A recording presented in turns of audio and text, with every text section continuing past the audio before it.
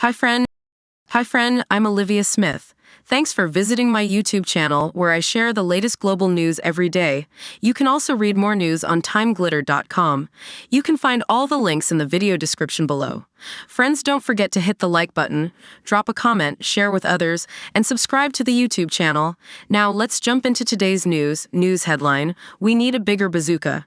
Liz Truss takes aim at left deep state at CPAC. News details. Liz Truss, a former leader in Britain, is trying to become important in politics again.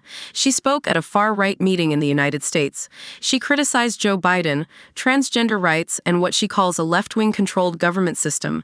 When Truss appeared at the Conservative Political Action Conference, CPAC in Maryland, she received some claps, but many seats were empty. CPAC claims to be the largest conservative event globally, but it's mostly seen as a rally for Donald Trump supporters. The speakers mainly come from the far-right side of the Republican Party. Conservatives are facing tough times, and we need stronger methods to make our voices heard, said Truss in a 15-minute talk titled, Taking Back Our Parties. We must challenge the institutions and the system itself, and as conservatives, we must be ready to confront these challenges. For Truss, CPAC offers a friendly environment away from the criticism she encounters elsewhere.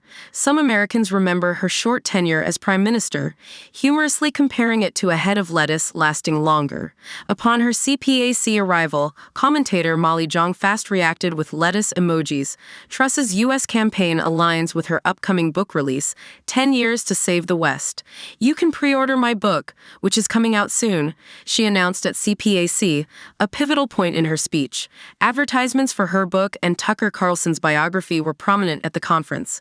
Carlson, a former Fox News host, recently interviewed Russian leader Vladimir Putin. Additionally, a virtual pinball game at CPAC featured images from the January 6, 2021 events, celebrated by many attendees as a brave protest. Truss joined a lineup of far-right figures who claimed the 2020 election was stolen, insulted Biden, and criticized transgender rights. Comfortable among these voices, Truss argued that Western values are under threat. Our history and even our biology are being questioned, she stated. Could you have imagined 10 years ago debating what defines a man or a woman? It's astonishing. She criticized the left for pushing extreme agendas and accused President Biden of inaction. Truss also criticized what she called wokenomics, a new economic approach gaining popularity in the West. Truss echoed the narrative of Steve Bannon, a former White House strategist associated with global far-right movements. Bannon, at CPAC in 2017, called for the deconstruction of the administrative state. Truss claimed that the left has infiltrated both public and private institutions, forming what she termed as the deep state, which hindered her efforts to lower taxes and shrink the government. Reflecting on her time as prime minister, she acknowledged facing immense backlash for her conservative policies. I'm not claiming to be perfect or that I did everything perfectly, she said, but I encountered significant opposition from the media, corporate world, and even within the government itself for the conservative measures I tried to implement. She noted criticism even from unexpected quarters. The IMF and President Biden criticized my policies. Imagine being attacked on economic policy by the creator of Bidenomics. Quite offensive, isn't it? Truss became prime minister after winning a leadership contest in the Conservative Party, replacing Boris Johnson. Her strategy to boost the economy with a mini budget, including £45 billion, $54 billion in tax cuts, notably for high earners, led to economic turmoil. She resigned in October 2022, holding the record for the shortest-serving prime minister in the country's history. At CPAC, Truss urged Republicans to reclaim the White House, Senate, and House of Representatives.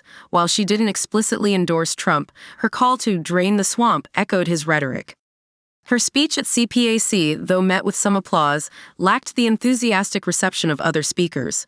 Truss recently launched the popular conservatism movement in London, aiming to restore her reputation. Attendees, including Harry Maynard from Tallahassee, Florida, welcomed her presence, reminiscing about Margaret Thatcher, Britain's first female prime minister, whom they still admire. Maynard expressed regret over Truss's short tenure and criticized the challenges she faced, as well as those encountered by Boris Johnson. Emmett Gould, a 19-year-old student and member of the Army National Guard in Ohio, was enthusiastic enthusiastic about Truss's appearance. He believes London and England need a more conservative direction. Despite ongoing issues like the housing crisis and rising living costs, Gould thinks conservative voices promote stability and avoid unnecessary conflicts. Gould supports Truss's criticism of the deep state, highlighting issues of nepotism and self-interest among its members.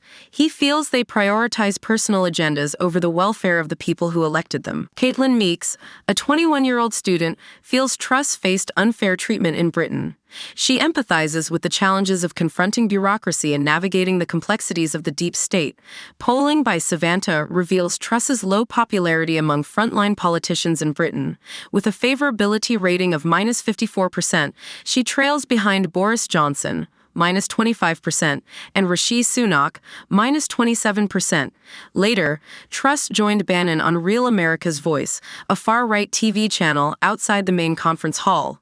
When Bannon mentioned Nigel Farage's recent comments about a radical Islamic party potentially winning seats in the British Parliament, Truss responded, "There's a by-election coming up in the next few weeks, and there's a chance for a radical Islamic party to win there."